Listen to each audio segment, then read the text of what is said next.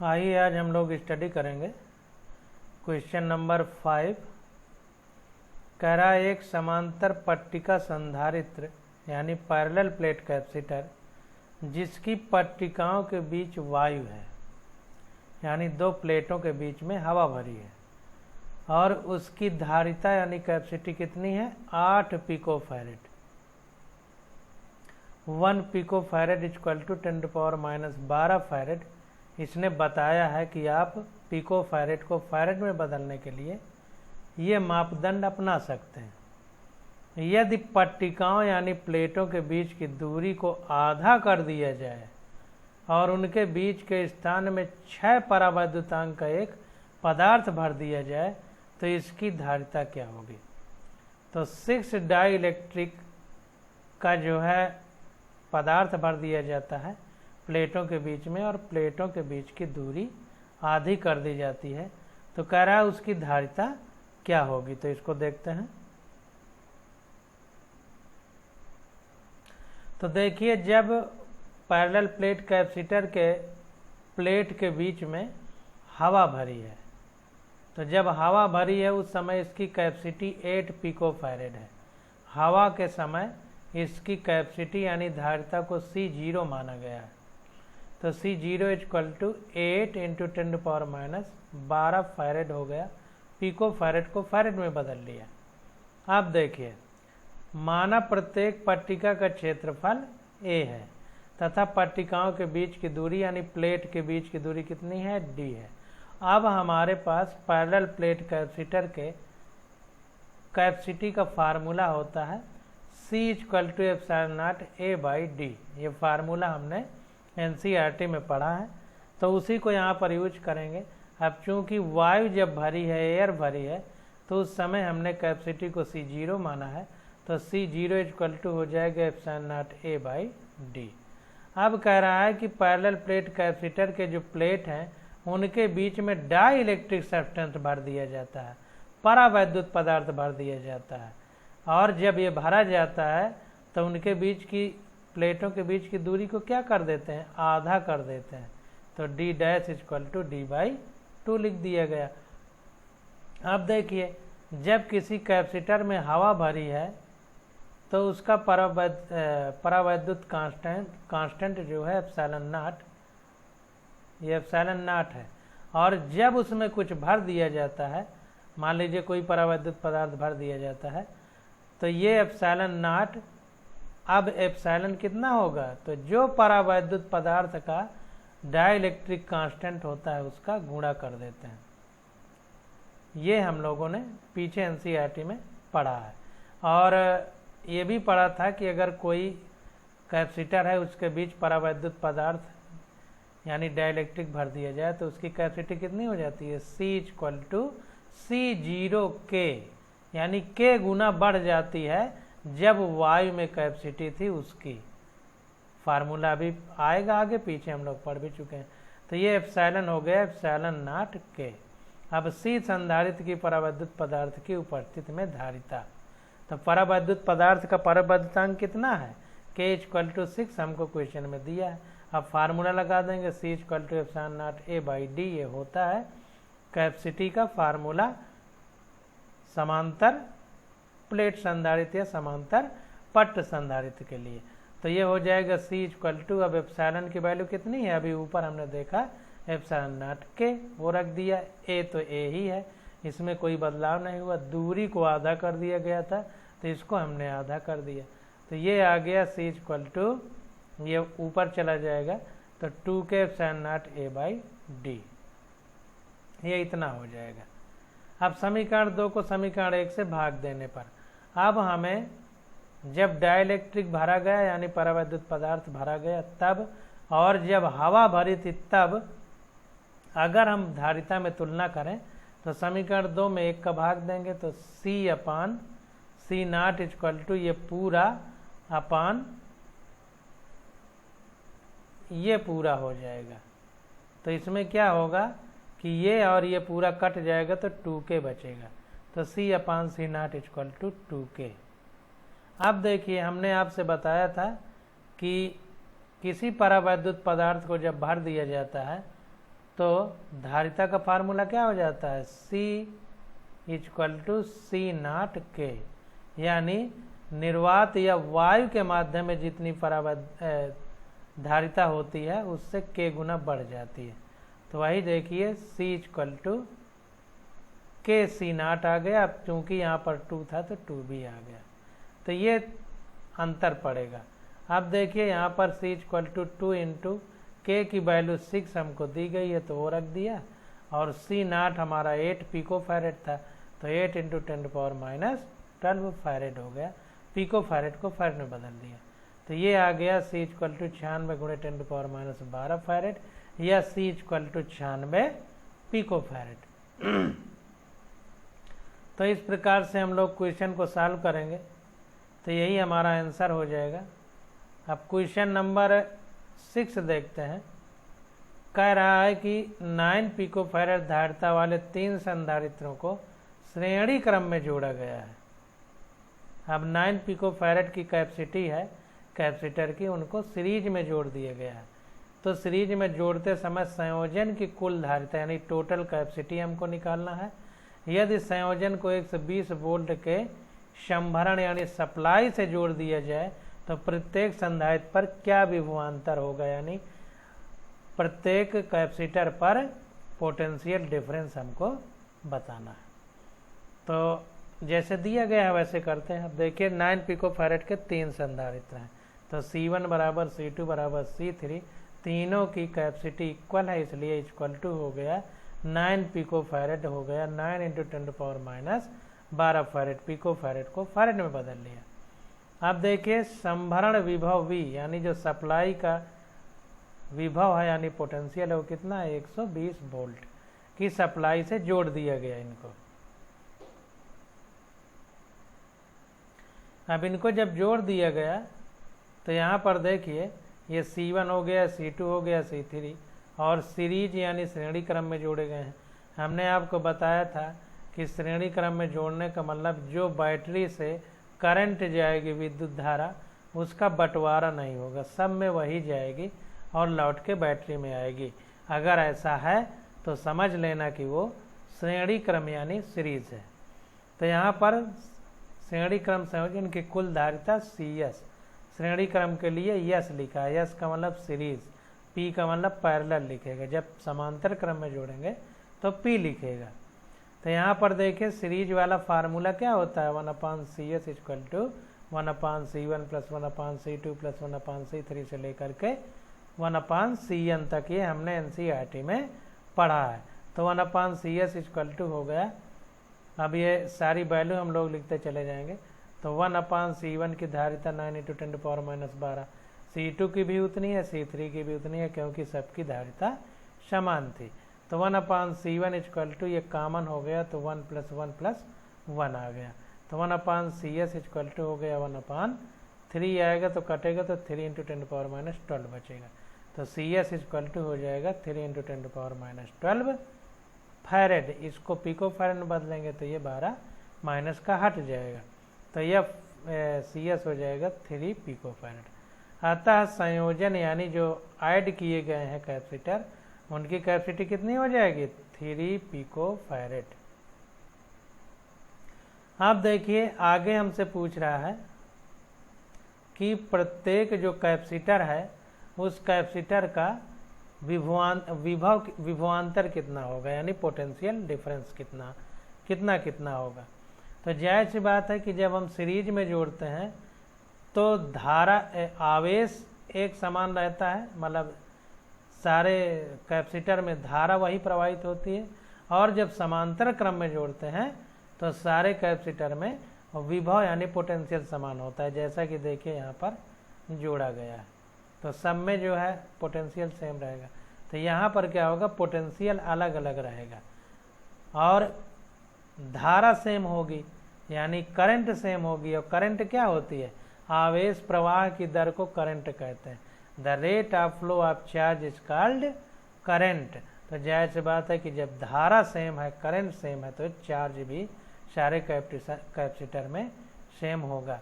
तो यहाँ पर देखिए कह रहा है कि माना संधारित्र के बीच विभव क्रमशः V1 V2 V3 है, क्योंकि सीरीज में श्रेणी क्रम में विभव अलग अलग होते हैं, जबकि समांतर क्रम में विभव समान रहता है।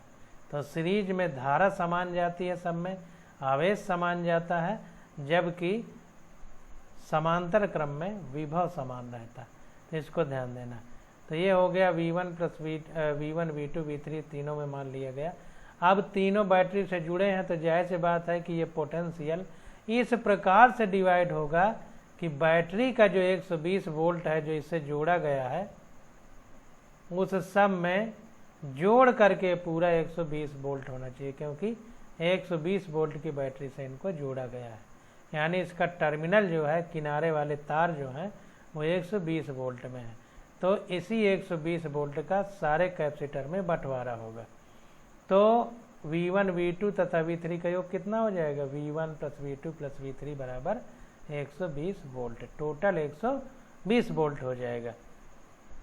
अब देखिए, माना प्रत्येक संधारित्र पर Q आवेश है। अब मान लिया कि प्रत्येक संधारित्र पर आवेश Q है, तब क्या होगा?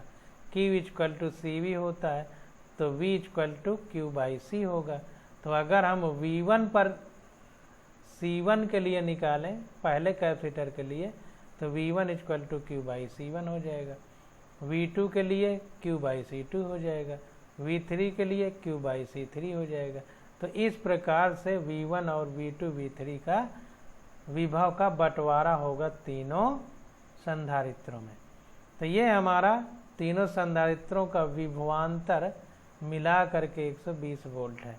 तो तीनों बराबर 100 वोल्ट, तो V1 बराबर इतना है, तो V1 की जगह ये लिख दिया। V2 बराबर इतना है, तो V2 की जगह ये लिख दिया। V3 बराबर इतना है, तो V3 की जगह ये लिख दिया। सब का योग 120 है। देखिए नीचे इसीलिए उसने लिखा है कि V1 plus V2 plus V3 बराबर 120 वोल्ट हो गया।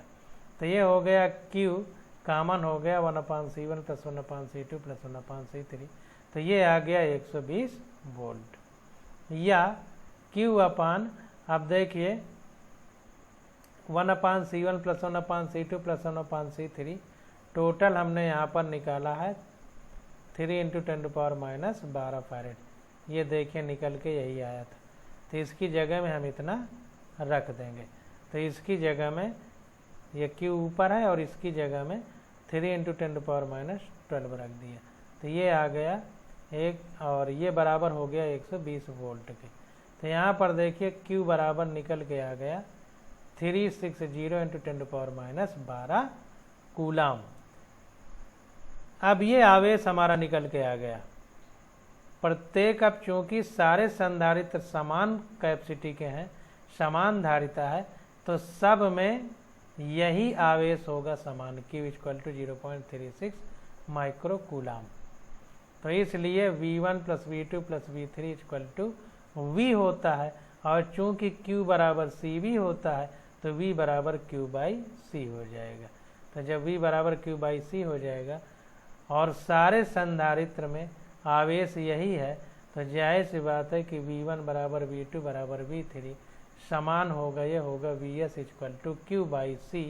तो ये आ जाएगा Vs इक्वल टू Q की वैल्यू इतनी आई है अपान C, कैपेसिटी प्रत्येक संधारित्र की 9 × 10⁻12 पिको फैरेड है। तो ये आ गया Vs इक्वल टू 40 वोल्ट। तो चूंकि ये सारे संधारित्र समान क्षमता के हैं, इनमें समान आवेश है, तो जाहिर सी बात है कि जब आवेश का बंटवारा समान है, तो विभव का भी बंटवारा समान होगा। तो 120 तीन भागों में बटेगा, 40 40 40, क्योंकि आवेश भी बटा है 0.36 माइक्रोकूलाम, 0.36 माइक्रोकूलाम, 0.36 माइक्रोकूलाम। चूंकि Q इक्वल टू CV होता है, इसको सत्य करने के लिए Q तो C तो हमारा कांस्टेंट है, Q इक्वल टू CV, ये नहीं बदलेगा क्योंकि ये धारिता है, कांस्टेंट है। तो जब ये कांस्टेंट है तो Q जिस रेशियो में बदलेगा, V भी उसी रेशियो में बदलेगा। तो Q सब में एक समान है, तो V भी एक समान रहेगा।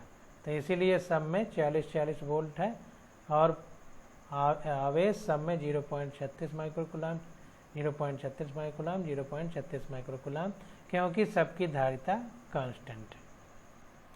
तो इस प्रकार से हम लोग क्वेश्चनों को सॉल्व करेंगे।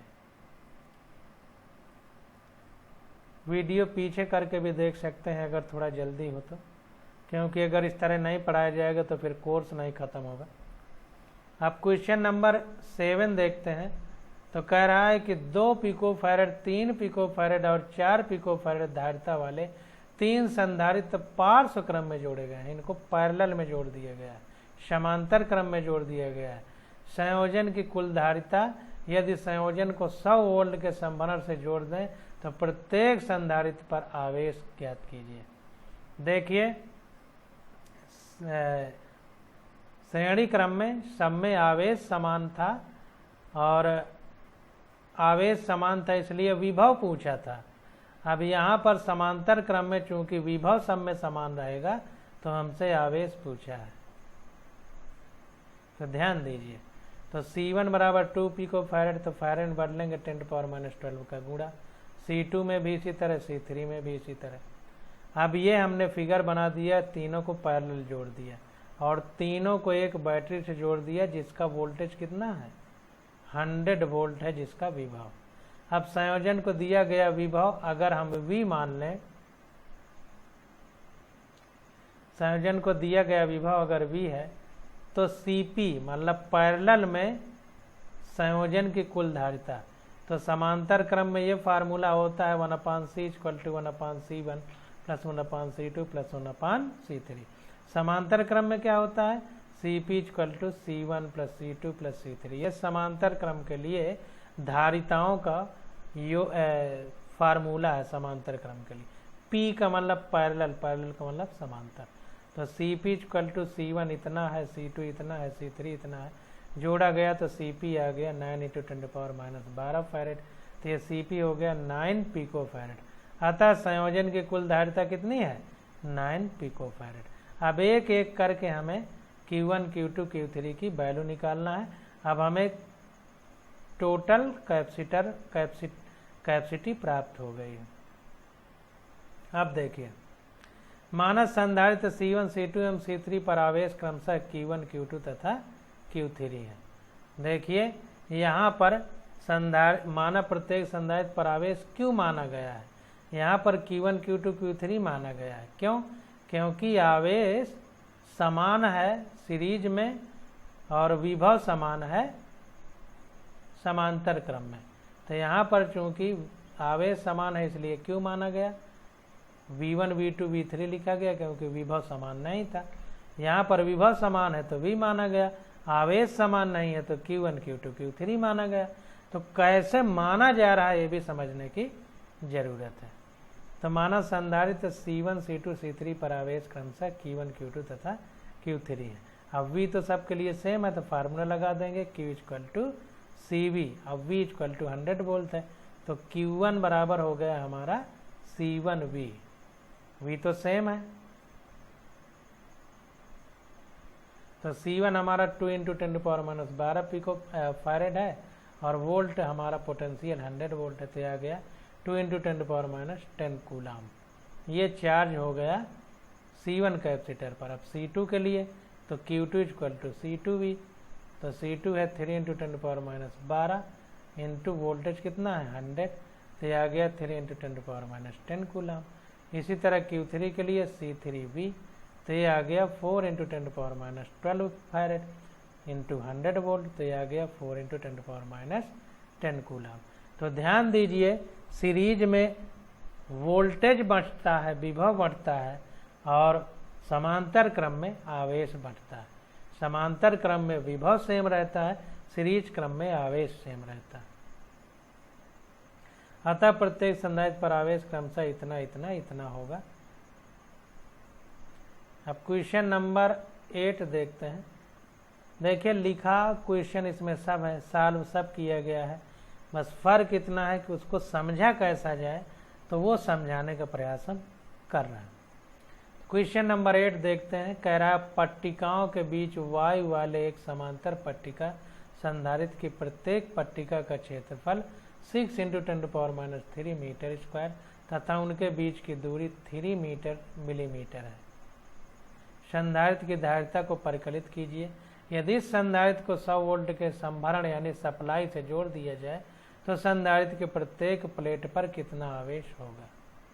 तो फिर से ध्यान देते हैं कि पैरेलल प्लेट कैपेसिटर है। सबसे पहले समझिए कि समांतर प्लेट कैपेसिटर है, पैरेलल प्लेट कैपेसिटर है। तो उसमें जो प्लेट का एरिया है, क्षेत्रफल है, वो 6 × 10⁻³ मीटर स्क्वायर है और प्लेटों के बीच की दूरी 3 मिलीमीटर है। अब उसकी कैपेसिटी हमको निकालना है, यानी धारिता निकालना है। अब कह रहा है कि यदि कैपेसिटर को 100 वोल्ट की सप्लाई से जोड़ दिया जाए तो प्लेटों के बीच कितना चार्ज इकट्ठा होगा, कितना आवेश होगा। तो देखते हैं एक एक करके।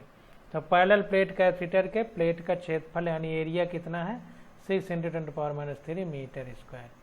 प्लेटों के बीच की दूरी कितनी है, 3 मिलीमीटर। इसको मीटर में बदलेंगे तो 3 × 10⁻³ मीटर हो जाएगा। अब ε0 की वैल्यू होती है 8.854 × 10⁻12 कूलाम स्क्वायर पर न्यूटन मीटर स्क्वायर। ये वैल्यू होती है, इसमें नहीं दिया, आप याद कर लीजिए। कहीं दिया रहता है, कहीं नहीं दिया रहता। तो इसको सिंपल में 9 × 10⁻12 याद करिए तो आसानी से याद होगा और क्वेश्चन में आंसर में ज़्यादा अंतर नहीं पड़ेगा। अब मानव पट्टिकाओं के बीच वायु के साथ समांतर पट्टिका एवं संधारित्र की धारिता C0 है। तो ये कह रहा है कि अगर प्लेटों के बीच जब हवा भरी है तो उसकी कैपेसिटी मान लेते हैं कि 0 है। तो पैरेलल प्लेट कैपेसिटर यानी समांतर पट्टिका संधारित्र की धारिता का फार्मूला क्या होता है, ε0A/d। जब उसके बीच हवा भरी है तो C0 हो जाएगा। अब इसकी धारिता निकालते हैं तो ε0 के मान हमको पता है 8.854 × 10⁻12। एरिया कितना है, 6 × 10⁻³ और डिस्टेंस कितनी है प्लेटों के बीच, 3 × 10⁻³ मीटर। तो ये हमें सॉल्व करने पे आ गया C0 17.708 × 10⁻12 फैरेड और सिंपल किया तो आ गया C0 = 18 पिको फैरेड। अब देखिए ये जब हवा भरी है तब पैरेलल प्लेट कैपेसिटर की कैपेसिटी यानी धारिता निकल के आ गई। अब संधारित्र पर लगाया गया संभरण यानी जो अब सप्लाई दी जा रही है वो कितनी है, V0 = 100 वोल्ट है। 0 इसलिए लिखा कि प्लेटों के बीच में हवा है। अब संधारित्र के प्रत्येक पट्टिका पर आवेश ये मान लें कि Q0 है। तो प्रत्येक पट्टिका पर आवेश Q0। अब फार्मूला होता है संधारित्र के लिए आवेश का Q = CV, लेकिन जब हवा भरा है तो Q0 = C0 V0। हवा भरे में सब कुछ हमने आवेश, धारिता और विभव को 0 माना तो Q0 = C0 V0 हो गया। तो Q0 = C0 हमने निकाल लिया। पिको फैरेड में इसको फैरेड में बदलेंगे तो 10⁻12 का गुणा करेंगे। और वोल्टेज कितना है, 100 वोल्ट की सप्लाई दी जा रही तो 100 वोल्ट, यहाँ V होना चाहिए था, V होना चाहिए यहाँ पर। कूलाम पर मीटर लिख सकता है या तो पर मीटर लिखना भूल गया है क्योंकि V = 1/4πε0 Q/R होता है। तो ठीक है, यहाँ पर वोल्ट होना चाहिए। ये टोटल का लिखा है क्योंकि आवेश का मात्रक कूलाम होता है तो ये वोल्ट को 100 लिखा है, वोल्ट ना लिख के पूरे का मात्रक कूलाम लिखा है क्योंकि Q0। तो ये सॉल्व करने पे आ गया हमारा 1.8 × 10⁻9 कूलाम Q0 निकल करके। तो यहाँ पर देखिए विभव दिया गया, जो हवा में धारिता निकाली गई थी वो तो Q = CV होता है फार्मूला, वही लगा दिया तो Q निकल आया। पैरेलल प्लेट कैपेसिटर का फार्मूला होता है C = ε0A/d। धारिता का ये फार्मूला लगा दिया तो हवा में संधारित्र की धारिता निकल आई, सारी वैल्यू हमको दी गई है। अतः संधारित्र की प्रत्येक पट्टिका पर आवेश कितना होगा, 1.8 × 10⁻19 कूलाम। अब आगे देखते हैं क्वेश्चन नंबर 9 कह रहा है प्रश्न 2.8 में दिए गए संधारित्र की पट्टिकाओं के बीच यदि 3 मिलीमीटर मोटी अभ्रक की एक सीट यानी पत्थर जिसका परावैद्युतांक 6 रख दी जाती है तो स्पष्ट कीजिए कि क्या होगा जब विभव यानी वोल्टेज सप्लाई जुड़ा ही रहे। संभरण का मतलब सप्लाई, यानी सप्लाई वाला तार जुड़ा ही रहे। अब देखिए जब सप्लाई वाला तार जुड़ा ही रहेगा तो जाहिर सी बात है कि विभव नहीं बदलेगा, और जब हटा दिया जाए तो दोनों स्थितियों में हम देखते हैं।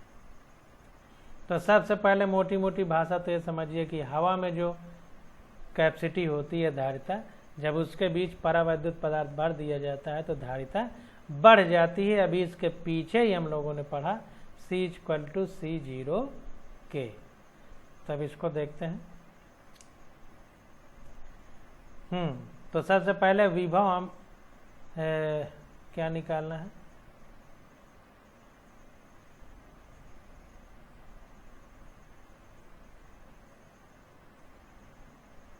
हाँ तो क्या होगा जब वोल्टेज जो है यानी तार जुड़ा रहता है, तो जब तार जुड़ा रहता है तो उस कंडीशन में हमें निकालना है धारिता या जो भी है, और जब तार हटा दिया जाता है तब। तो संधारित्र की वायु माध्यम में धारिता मान लीजिए C0, पट्टिकाओं के बीच की दूरी 3 मिलीमीटर, इसको मीटर में बदले तो 3 × 10⁻10 मीटर आ गया। अब जो अभ्रक की प्लेट रखी जा रही है उसका डाइलेक्ट्रिक कांस्टेंट कितना अच्छा है, तो K = हमारा 6 हो गया। अब चूंकि पट्टिकाओं के बीच के स्थान को अभ्रक की पट्टी से पूर्ण रूप से घेर लेती है, ठीक ना, तो ये रख दी जाती है। तो ये कह रहा है प्रश्न 2.28 में दिए गए संधारित्र के पट्टिकाओं के बीच यदि 3 मिलीमीटर मोटी अभ्रक की सीट रख जाए। देखिए दो प्लेटों के बीच की दूरी 3 मिलीमीटर है 2.8 क्वेश्चन में, और 3 मिलीमीटर मोटी अभ्रक की जब प्लेट रखेंगे तो जाहिर सी बात है अंदर खाली जगह नहीं बचेगी, पूरा भर जाएगा। तो वही कह रहा है कि क्योंकि पट्टिकाओं के बीच के स्थान को अभ्रक की पट्टी पूर्ण रूप से घेर लेती है, क्योंकि 3 मिलीमीटर मोटी पट्टी है और बीच की दूरी कितनी थी 3 मिलीमीटर, तो पूरा तो घेर ही लेगी। तो जब पूरा घेर लेती है तो संधारित्र की धारिता C क्या हो जाएगी, KC0। यह फार्मूला होता है जब किसी पैरेलल प्लेट कैपेसिटर के भीतर कोई डाइलेक्ट्रिक यानी परावैद्युत पदार्थ भरा जाता है। तो C = K की वैल्यू 6 है और C0 हमारी कितना है, यहाँ निकल के आई थी 18 पिकोफैरेड। तो 18 को फैरेड में बदलेंगे तो 10⁻12 का गुणा करेंगे, तो ये धारिता आ गई 108 पिकोफैरेड। तो इस प्रकार अभ्रक की प्लेट रखने पर धारिता K गुना बढ़ जाती है, K टाइम्स बढ़ गई ना, तो जो धारिता है उसमें K का गुणा कर दिया गया है केवल। तो वही बताना चाहता है। इसलिए संधारित्र पर विभव = 100 वोल्ट। अब देखिए चूंकि ये संधारित्र विभव संभरण जुड़ा ही रहेगा, अगर वोल्टेज वाला तार जुड़ा रहेगा तो 100 वोल्ट है तो 100 ही बना रहेगा, क्योंकि तार तो जुड़ा हुआ है ना। हटा दें तो फिर अलग बात हो जाएगी। अब देखिए अब आगे कह रहा है कि संधारित्र में अभ्रक की पट्टी के साथ उसके ऊपर आवेश, अब अभ्रक की पट्टी के साथ उसके ऊपर आवेश, तो आवेश अब क्या होगा, Q' = CV। अब चूंकि अभी ये संधारित्र की जो ये वोल्टेज वाला तार है वो जुड़ा है तो वोल्टेज 100 ही रहेगा, तो Q' = CV। तो Q' ये जो है इनटू वोल्टेज का गुणा कर देंगे, तो ये आ गया हमारा Q' = 108 × 10⁻8 कूलाम। यहाँ पर देखिए उसी चीज को दो तरह से समझाया है। यहाँ पर डायरेक्ट ये C = KC0 से जो C आया है जब परावैद्युत पदार्थ भरा है वो धारिता रख दी है डायरेक्ट, और 100 का गुणा किया है, तो ये Q' आ गया 108 × 10⁻8 कूलाम। उसी बात को फिर से लास्ट में बता रहा है कि Q' = KC0 × V, यहाँ भी लिख सकता था, तो फिर वही यहाँ पर रखा है Q' = KQ। KQ इसलिए लिखा कि K और ये Q = CV होता है, क्योंकि हवा में धारिता C0 लिखी गई तो ये C0V को Q लिखा क्योंकि Q = CV होता है। तो Q' आ गया KQ। अब ये बताना चाह रहा है कि Q डैश के गुना बढ़ गया Q, यानी जब परावैद्युत पदार्थ रखा गया तो आवेश संधारित्र का Q गुना K गुना बढ़ गया, ये बताना चाह रहा है। जैसे यहाँ पर संधारित्र में जब परावैद्युत पदार्थ भरा गया तो उसकी धारिता K गुना बढ़ गई, तो आवेश भी K गुना बढ़ जाता है कि किसी परावैद्युत पदार्थ को रखने पर, और धारिता भी K गुना बढ़ जाती है। तो इसको Q डैश KQ डायरेक्ट लिख दिया। तो K की वैल्यू 6 है और Q की वैल्यू ये 1.8 × 10⁻19 कूलाम, ये अभी हमने पिछले उसमें निकाला है। तो ये आ गया Q डैश = 108 × 10⁻8 कूलाम। तो देखिए जो यहाँ आया है वही यहाँ आया है, तो डायरेक्ट आप Q डैश = KQ कर सकते हैं। अतः पट्टिकाओं पर आवेश वायु माध्यम आवेश का K गुना हो जाता है, Q डैश = KQ। अर्थात जब संभरण जुड़ा रहता है, यानी वोल्टेज वाली सप्लाई, विभव वाली सप्लाई वाला तार जुड़ा रहता है और अभ्रक की पट्टी माध्यम हो तो आवेश बढ़ जाता है। जब आवेश तार जुड़ा रहता है तो यही हमारा उत्तर हो जाएगा। अब देखिए बी पॉइंट में, अब बी पॉइंट पे हम बात करेंगे जब तार को हटा लिया जाता है वोल्टेज वाले, तब देखेंगे। तो संधारित्र की अभ्रक माध्यम के साथ धारिता तो K गुना बढ़ जाएगी, तो C = KC0। तो C = KC0 हम पीछे निकाल चुके हैं, तो 108 × 10⁻12 फैरेड, या C = 108 पिको फैरेड, ये निकल के आया था, पीछे कर चुके हैं। अब देखिए जब संभरण को हटा दिया जाता है, यानी अब जो सप्लाई वाला तार है उसको काट दिया जाता है या हटा दिया जाता है, तो जाहिर सी बात है जब काट देंगे तो अब तो विभव रहेगा नहीं सप्लाई वाला, तो V = 0 हो जाता है। अर्थात V = 0, सप्लाई वाला विभव 0 हो गया। तो संधारित्र की पट्टिकाओं पर विभवांतर V डैश K गुना कम हो जाता है। अब क्या होगा कि V डैश K गुना कम हो जाता है संधारित्र पर विभव। तो अब यहाँ पर ध्यान देना है कि जब तार जुड़ा था तो 100 वोल्टेज था विभव, यहाँ पर अब तार हटा दिया गया तो 0 हो गया। तो जाहिर सी बात है 100 से कम हुआ, 0 कम है 100 से, तो जाहिर सी बात है कि संधारित्र की पट्टिकाओं के पर विभव कम होगा। और कम कितने गुना होगा, तो V डैश K गुना कम हो जाएगा। जैसे धारिता C0 K गुना, मतलब K गुना बढ़ जाती थी, वैसे V डैश K गुना वोल्टेज कम हो जाएगा। तो V डैश = V कितना था 100 बटे धारिता कितनी है K, वो परावैद्युतांक कितना है 6, तो ये बटे 6 हो जाएगा, तो हो जाएगा 16.67 वोल्ट, इतना आ जाएगा आंसर। अब देखिए ये कम कैसे हुआ, इसको भी समझने का प्रयास करिए। तो Q = CV होता है, जब ये K गुना बढ़ेगा तो चूंकि संधारित्र है तो संधारित्र पर आवेश है, तो ये K गुना बढ़ेगा जब धारिता ये जब परावैद्युत भरा जाएगा। तो इसको नियत रखने के लिए हम इसको K गुना घटाना पड़ेगा, ताकि ये फार्मूला Q = CV सही बना रहे। ये उस एवरेज में बदलेगा कि अगर ये K गुना बढ़ेगा तो इसको K गुना घटना पड़ेगा।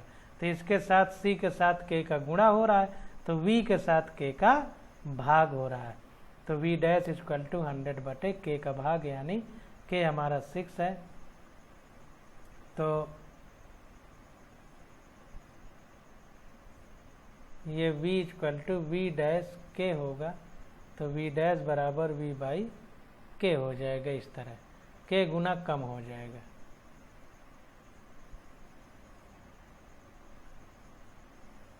इस प्रकार से होगा, तो यहाँ पर K गुना कम हो गया। अब C 6 गुना हो जाता है, जैसी बात C = KC0 है, तो K हमारा 6 गुना बढ़ जाता है।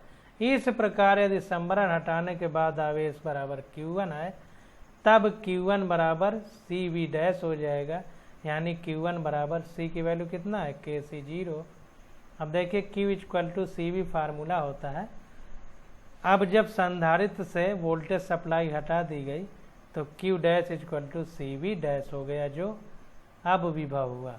तो ये कितना है V डैश, इतना है, तो Q डैश बराबर CV डैश, और C कितना है Kc0, तो Q1 हो जाएगा Kc0 गुणे V डैश इतना। तो ये हो जाएगा Q1 बराबर K की वैल्यू 6 है और C0 की वैल्यू 18 × 10⁻12 × 100/6। तो ये सॉल्व करने पे Q1 आ गया 1.8 × 10⁻19 कूलम। तो जब संधारित्र से विभव वाले तार को काट दिया जाएगा, सप्लाई वाले तार को काट दिया जाएगा, तो विभव घट के इतना हो जाएगा और आवेश 1.8 × 10⁻9 कूलम रहेगा। अब देखिए इससे क्या निष्कर्ष निकला कि अतः संधारित्र पर आवेश अभ्रक माध्यम के साथ उतना ही रहेगा जितना कि वायु माध्यम के साथ था। तो वायु माध्यम में Q1 की वैल्यू कितनी आई थी 1.8 × 10⁻19 कूलम। ये देखिए 1.8 × 10⁻19 कूलम।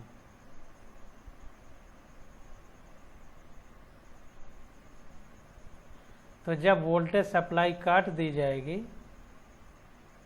तब उतना आवेश रहेगा जितना वायु माध्यम में था। अतः संधारित्र पर आवेश अभ्रक माध्यम के साथ उतना ही रहेगा जितना कि वायु माध्यम के साथ था। तो कुल मिलाकर के जब वोल्टेज सप्लाई हटा दी गई तो जितना हवा में कैपेसिटर के अंदर चार्ज इकट्ठा हो रहा था उतना अब भी हो रहा है, और जब वोल्टेज सप्लाई जुड़ी थी तब उस समय आवेश इतना इकट्ठा हो रहा था 108 × 10⁻8 कूलम। तो इन बातों को ध्यान देना है, इसको बहुत समझ करके बारीकी से समझिए कि कब क्या हो रहा है और क्यों हो रहा है। जब तक ये बात आप नहीं समझेंगे तब तक हमारा बताना अधूरा रहेगा।